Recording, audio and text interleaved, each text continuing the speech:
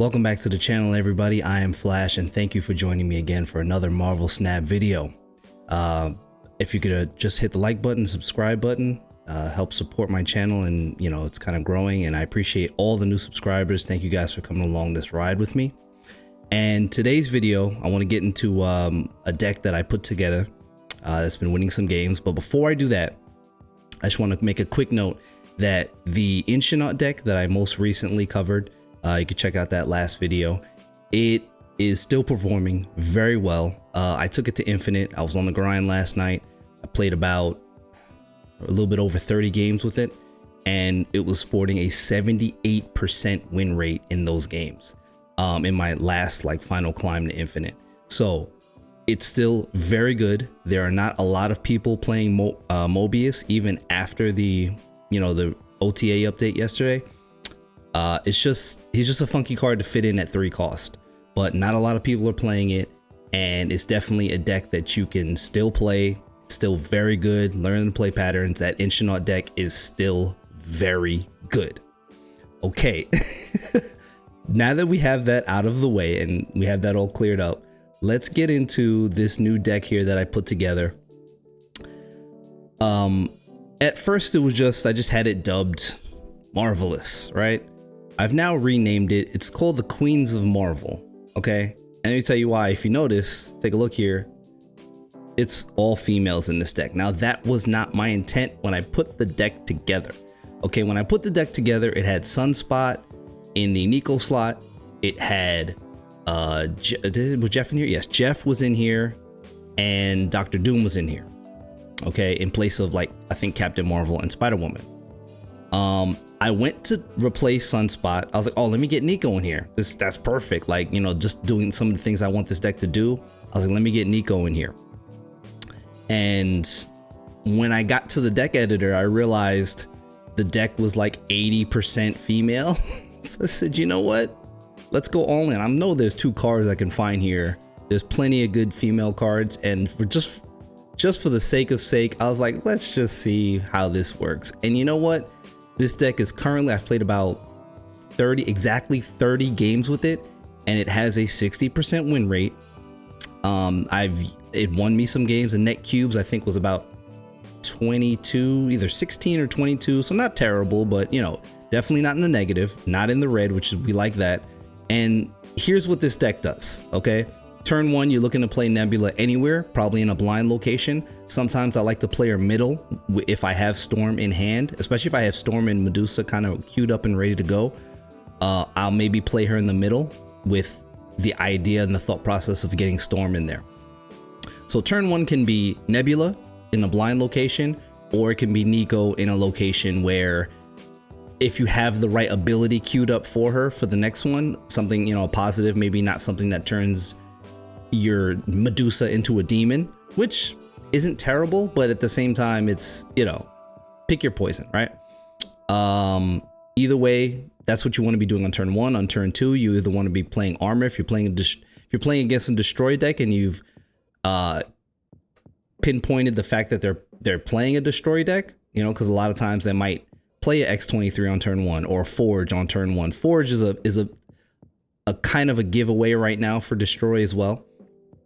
Or if maybe you just want to drop an armor on top of your Nebula that you played into a blind location, that works too. Or Medusa. Medusa is generally, if that middle location is accessible and not a negative location like a Death's Domain or something like that, you want to go ahead and play Medusa mid. Now turn 3 is where things get interesting. You're pretty much always looking to do Storm on turn 3, which ideally is the best idea because you can follow that up with a lot of things. So I like to play Storm on turn 3, preferably in that middle location if I want to maybe go the Miss Marvel route, but it can be in the right location. If you have a Nebula down there, go ahead and throw Storm down over there and let it ride. Now what you do on turn 4 determines how the rest of the game goes for you. Now you don't want to play Rescue into your Storm location. In your Storm location, you're looking to play Captain Marvel, Jessica Jones, Miss Marvel, depending on what location you've played your Storm, or even Negasonic if you have priority, which is why I like Medusa in here. because we like to get, if you know, we want to have priority at some point. I've won a handful of games thanks to Negasonic, blowing up some big stuff at the end of the game. I like to hold her to the, you know, kind of the end of the game, but she works in that storm location if you have priority. Okay. And then going into turn 4, I'm sorry, that was turn 4, my bad. Now turn 5, I recently added Spider-Woman here. Turn 5 can just be Spider-Woman, and that's great. Or a combination of some of the lower cost cards that you haven't played yet, or it can be Rescue. I like Rescue on turn 5 because you can follow Rescue up with Spider-Woman or She-Hulk or Captain Marvel. That's a good play too. Now Rescue is 9, which is also just under Shang-Chi range, who has been buffed to be able to hit cards 10 power and up. So Rescue is a great play here, with a Captain Marvel on top of whatever, right? I won a game where I played Captain Marvel on top of Rescue, and Captain Marvel went to a location that they only had like 2 power in, won me the game. This deck has been performing pretty well. And again, She-Hulk is here. If you float some turns early and you kind of just don't have anything else to play, boom, you can play She-Hulk and then kind of go from there, you know, figure things out from there. So that being said, let's go ahead and maybe take this deck for a ride, see how it goes. You know, usually the way this usually kind of pans out is that decks go well, you know, when you're playing them against, you know, not for content, you're not streaming, anything like that, and they perform famously. But as soon as you hit that record button, it just goes off the rails. And why my computer decides it wants to do a slowdown thing today, I don't know, but here we are. As you can see, I have nothing to play on turn 1, so there's that. Now I have Storm, I got Medusa. I'm looking to play Medusa in the middle if I can. Sewer System's not terrible, it's not great, but I can play Medusa and then play Storm on top of her and take care of that problem. Okay, they got Ravonna, which is not a deck I've seen a lot of in my Climb to Infinite, but now crossing over to the Threshold, let's see. Oh, Lady Deathstrike can be nice. See that stuff, you know, stuff like the hub changes what you might want to do with your game plan. Oh, we're just going full Storm here in the middle, which I'm looking to follow up with, based on what I have in my hand, either Captain Marvel or Negasonic.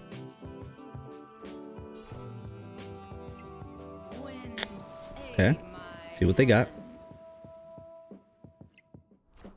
Mystique. Oh, they're going all in on this Ravonna situation here. They're looking to, so which means they probably have Darkhawk, and they're trying to put that down in my flooded location, which is not great for me. Okoye, okay, that's a free Okoye. Oh my gosh, Mobius. A free Okoye is never bad. But what I am gonna do is maybe play, I don't have priority, so if I had priority, I'd be looking to play Negasonic because he's probably looking to drop a Darkhawk down on me. But I do not have priority, so I'm gonna go maybe Nico into Nebula, into armor, maybe mid at this point, to try to get as much power as I can, get as much there as I can. Oh, and he went with Miss Marvel. That was unexpected. I was 100% expecting that to be Darkhawk. Okay, that's not bad. Which means I should be able to win the middle location without a problem. Especially because getting Dr. Doom in here is not the play for him. Now, here's what I'm looking at. I'm looking at Lady Deathstrike to maybe take care of this lane or this lane. I don't really have, I'm not worried about Mobius. So maybe Lady Deathstrike here, followed by, heck, Negasonic? Let's see how this goes. I'm still expecting Darkhawk. Lady Deathstrike takes care of that Hobgoblin. Excellent. Excellent. Love that. So now it's gonna leave him with an empty lane here. And I'm gonna have priority in that right lane. Heck, if I had I'm saying he's out of there. I ruined the Lady Deathstrike, ruined this whole game plan. Yeah. So now we've climbed just above the 60%. Officially above 60% win rate for this deck. Again, I just like what this deck does at a very like kind of simple level, because it's not something that everybody's expecting to see. It's not like this combination of cards is a meta relevant deck, right? Granted, you are going to see some people playing more rescue thanks to the OTA buff and the nerf to Shang-Chi. But okay, so now this opening hand I do not love. I'm in love with this opening hand because at the moment my first play is Storm. Okay, we have Medusa. I'm not sure what direction I want to go here, because I'm gonna play Storm. I just don't know where. Zabu, so we could be seeing Darkhawk here. Breaking news. Onslaught. I like that variant too. That's nice. Let me see. Is that the Kim Jacinto? Yeah, it sure is. I want Storm here, but I'm not sure where. Middle? Just to, I mean, I have power there, so middle is probably the best bet. Yeah. Because I was going to play it on Clintar, but this just seems like a better plan. Now, what my turn 4 is, now my opponent's out the door. Okay, well, I'm just winning by default here at this point. Nevertheless, I would like to say it's fair that you have an idea of what this deck wants to do, right?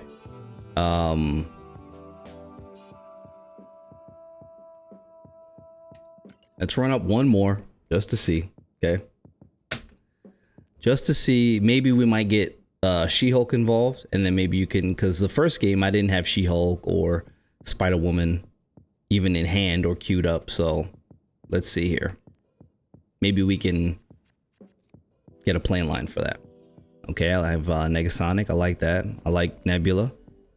Now this is a destroy ability on Nico, which I have no interest in right now. So let's go ahead and drop Nebula. You got Nebula on turn 1, just almost always Nebula on turn 1, because if generally your only other option would be Nico, and you don't always want to do that. Okay. I don't want, see, this is a situation where even though I have Nico available to play, I don't want to turn my next card into a demon. Because what if it's Storm? Well, that's not bad though. The problem is that if it's Negasonic, if I have to play Negasonic next turn, it's bad. If I had Storm in hand, I would play Nico, because then Storm's ability would take effect, and then she would become a 6 power demon, which is great. Okay, so here's where I'm looking to play, and I don't have anything great here. This is not, see, this is where this is an example of, okay, my draws aren't good and there's not much I can do about it.